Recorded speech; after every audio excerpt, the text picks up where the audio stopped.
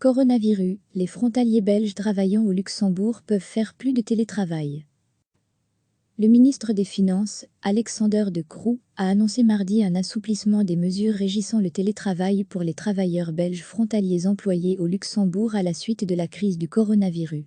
Désormais, les Belges peuvent faire du télétravail depuis la Belgique tout en continuant à être imposés au Grand-Duché de Luxembourg, information détaillée en fin d'article. Des centaines de Belges ne passent donc désormais plus la frontière luxembourgeoise pour aller travailler. Mais ce n'est pas possible pour tous. Certains travailleurs ont un type de fonction qui leur impose de continuer à aller travailler côté luxembourgeois. Arnaud Bradefet habite dans le village d'Inster, entre Martelange et Arlon. Il est employé dans le secteur bancaire au Grand-Duché de Luxembourg. Depuis ce lundi, il travaille à 100% de chez lui. Je suis comptable, et donc c'est assez facile, j'ai une bonne connexion, un ordinateur. J'ai même réussi à me procurer un deuxième écran, puisque je travaille toujours, avec 2 écrans à la banque. Avec les collègues, on fait les conférences qu'à la distance. Pour l'instant cela fonctionne très bien. Vendredi, l'entreprise a communiqué à ses employés l'organisation qui serait mise en place à partir de ce lundi. 50% de télétravail obligatoire par service. Et ceux qui doivent rester dans les locaux sont séparés physiquement. L'entreprise n'a donc pas attendu que les assouplissements entre Belgique et Luxembourg en matière de télétravail soient annoncés pour prendre des mesures de prudence. Pour Arnaud, c'est une situation totalement inédite, d'autant plus que la plupart de ses voisins sont dans le même cas. Ici, dans le village à Inster, il y a beaucoup de travailleurs frontaliers. Depuis lundi, c'est très bizarre, on est quasiment tous chez nous en télétravail. Beaucoup de mes amis sont dans le même cas.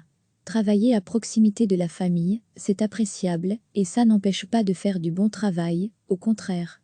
Quant à la question de la durée, Arnaud s'interroge. J'espère que cela ne va pas durer 3 mois, car cette situation est tout de même bizarre. Travailler à distance avec ses collègues, ce n'est pas la même chose, on n'a pas les mêmes contacts humains. En même temps, il apprécie aussi de travailler à proximité de la famille, car c'est appréciable, et ça n'empêche pas de faire du bon travail, au contraire.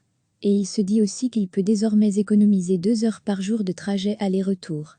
Nicolas, prénom d'emprunt, travaille dans une des nombreuses entreprises informatiques au Luxembourg. Il est également en télétravail depuis ce lundi. Chez nous, déjà avant la crise, l'entreprise était très favorable au télétravail. C'est notre métier, l'informatique. On sait que cela fonctionne. On utilise des outils de collaboration à distance, et cela fonctionne très bien. Sans les restrictions imposées en matière d'imposition par la Belgique et le Luxembourg, Nicolas pense qu'il aurait pu davantage travailler de la sorte les années précédentes.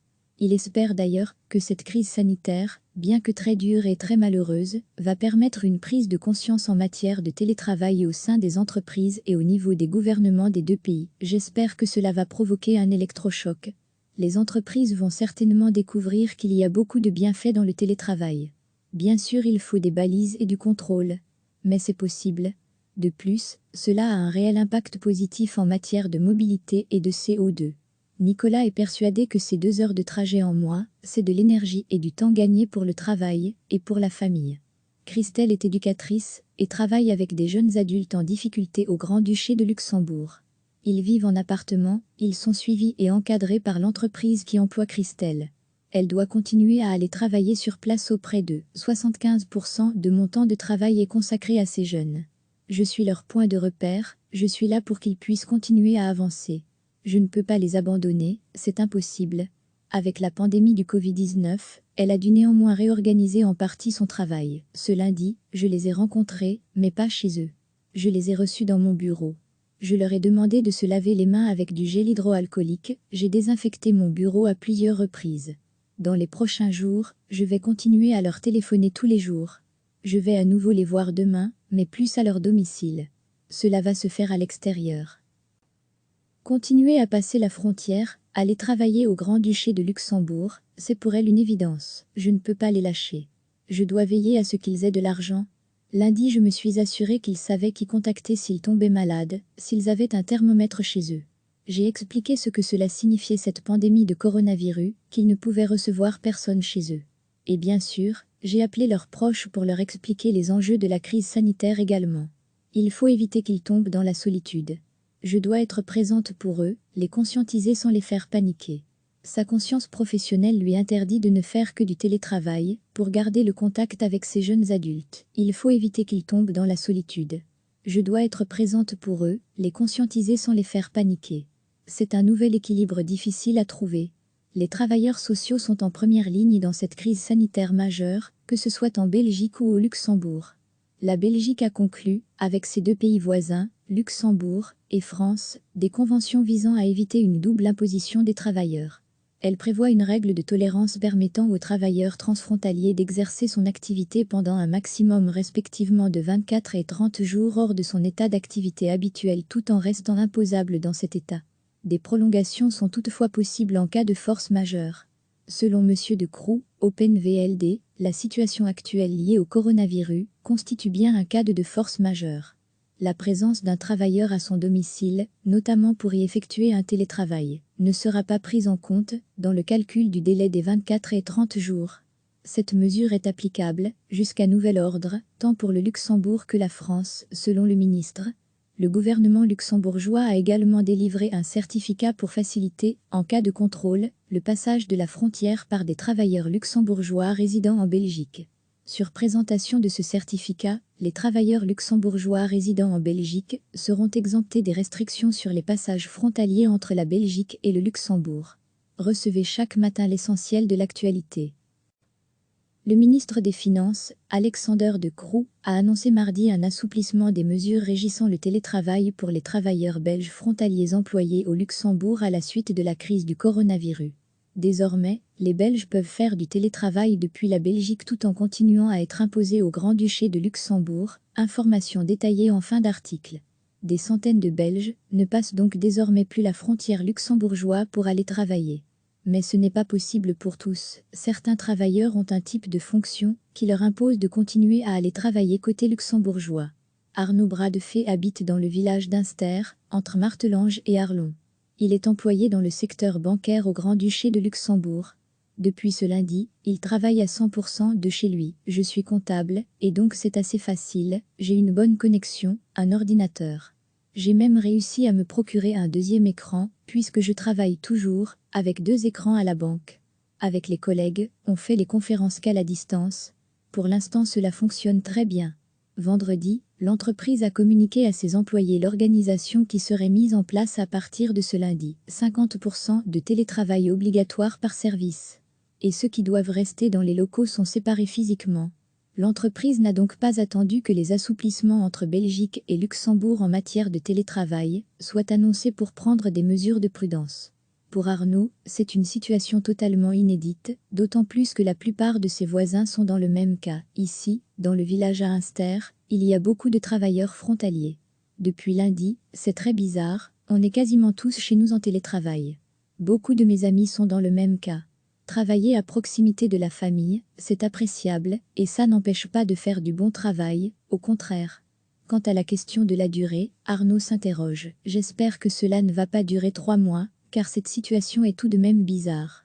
Travailler à distance avec ses collègues, ce n'est pas la même chose, on n'a pas les mêmes contacts humains. En même temps, il apprécie aussi de travailler à proximité de la famille, car c'est appréciable, et ça n'empêche pas de faire du bon travail, au contraire. Et il se dit aussi qu'il peut désormais économiser 2 heures par jour de trajet aller-retour. Nicolas, prénom d'emprunt, travaille dans une des nombreuses entreprises informatiques au Luxembourg. Il est également en télétravail depuis ce lundi. Chez nous, déjà avant la crise, l'entreprise était très favorable au télétravail. C'est notre métier, l'informatique. On sait que cela fonctionne. On utilise des outils de collaboration à distance, et cela fonctionne très bien. Sans les restrictions imposées en matière d'imposition par la Belgique et le Luxembourg, Nicolas pense qu'il aurait pu davantage travailler de la sorte les années précédentes. Il espère d'ailleurs que cette crise sanitaire, bien que très dure et très malheureuse, va permettre une prise de conscience en matière de télétravail au sein des entreprises et au niveau des gouvernements des 2 pays. J'espère que cela va provoquer un électrochoc. Les entreprises vont certainement découvrir qu'il y a beaucoup de bienfaits dans le télétravail. Bien sûr, il faut des balises et du contrôle. Mais c'est possible. De plus, cela a un réel impact positif en matière de mobilité et de CO2. Nicolas est persuadé que ces 2 heures de trajet en moins, c'est de l'énergie et du temps gagné pour le travail et pour la famille. Christelle est éducatrice et travaille avec des jeunes adultes en difficulté au Grand-Duché de Luxembourg. Ils vivent en appartement, ils sont suivis et encadrés par l'entreprise qui emploie Christelle. Elle doit continuer à aller travailler sur place auprès d'eux. 75% de mon temps de travail est consacré à ces jeunes. Je suis leur point de repère, je suis là pour qu'ils puissent continuer à avancer. Je ne peux pas les abandonner, c'est impossible. Avec la pandémie du Covid-19, elle a dû néanmoins réorganiser en partie son travail. Ce lundi, je les ai rencontrés, mais pas chez eux. Je les ai reçus dans mon bureau. Je leur ai demandé de se laver les mains avec du gel hydroalcoolique, j'ai désinfecté mon bureau à plusieurs reprises. Dans les prochains jours, je vais continuer à leur téléphoner tous les jours. Je vais à nouveau les voir demain, mais plus à leur domicile. Cela va se faire à l'extérieur. Continuer à passer la frontière, aller travailler au Grand-Duché de Luxembourg, c'est pour elle une évidence. Je ne peux pas les lâcher. Je dois veiller à ce qu'ils aient de l'argent. Lundi, je me suis assurée qu'ils savaient qui contacter s'ils tombaient malades, s'ils avaient un thermomètre chez eux. J'ai expliqué ce que cela signifiait cette pandémie de coronavirus, qu'ils ne pouvaient recevoir personne chez eux. Et bien sûr, j'ai appelé leurs proches pour leur expliquer les enjeux de la crise sanitaire également. Il faut éviter qu'ils tombent dans la solitude. Je dois être présente pour eux, les conscientiser sans les faire paniquer. Sa conscience professionnelle lui interdit de ne faire que du télétravail, pour garder le contact avec ces jeunes adultes. Il faut éviter qu'ils tombent dans la solitude. Je dois être présente pour eux, les conscientiser sans les faire paniquer. C'est un nouvel équilibre difficile à trouver. Les travailleurs sociaux sont en première ligne dans cette crise sanitaire majeure, que ce soit en Belgique ou au Luxembourg. La Belgique a conclu, avec ses deux pays voisins, Luxembourg et France, des conventions visant à éviter une double imposition des travailleurs. Elle prévoit une règle de tolérance permettant aux travailleurs transfrontaliers d'exercer son activité pendant un maximum respectivement de 24 et 30 jours hors de son état d'activité habituel tout en restant imposable dans cet état. Des prolongations sont toutefois possibles en cas de force majeure. Selon M. de Croo, OpenVLD, la situation actuelle liée au coronavirus constitue bien un cas de force majeure.